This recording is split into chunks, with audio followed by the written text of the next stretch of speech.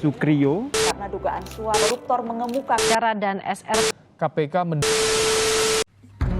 Saya, Alfiano Ade Irawan, dari kelas A kelompok 2, kali ini akan membahas tentang pentingnya sikap anti korupsi.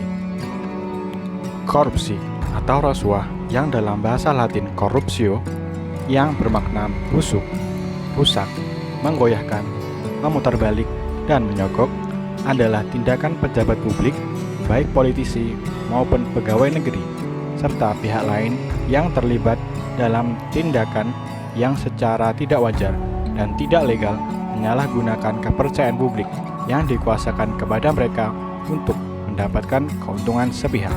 Dari sudut pandang hukum, tindak pidana korupsi secara garis besar memenuhi unsur-unsur sebagai berikut.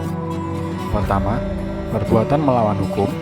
Kedua, penyalahgunaan kewenangan, kesempatan, atau sarana. Ketiga, memperkaya diri sendiri, orang lain, atau korporasi. Dan yang terakhir, merugikan keuangan negara atau perekonomian negara.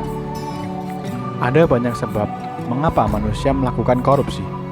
Dari sisi internal, salah satunya adanya sikap tamak, rakus, disertai dengan gaya hidup yang konsumtif. Dari sisi eksternal, lemahnya sistem pengendalian dan pengawasan menjadi salah satu faktor penyebab terjadinya korupsi.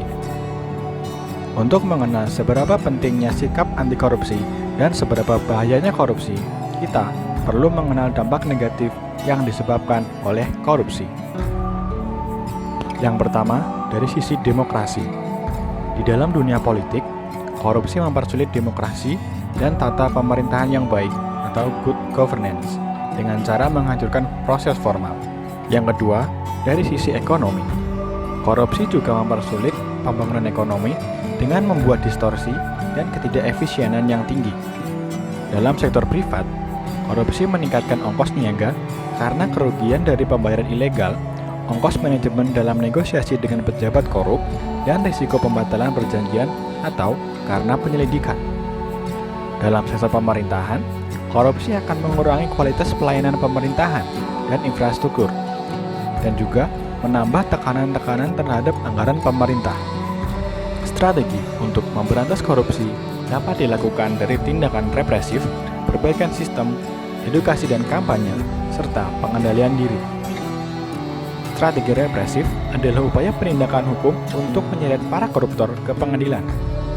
Yang kedua, perbaikan sistem, misalnya mendorong transparansi penyelenggara negara, contoh dalam KPK dengan mendorong pelaporan LHKPN dan segala bentuk gratifikasi.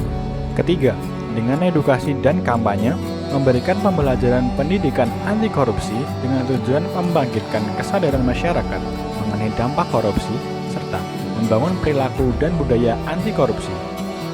Dan pengendalian diri dengan membentuk rasa syukur pada diri sendiri. Kebahagiaan manusia tidak datang dari banyaknya harta yang dia miliki, tapi besarnya rasa syukur yang dia panjatkan kepada Tuhan yang Maha Esa. Sekian, terima kasih.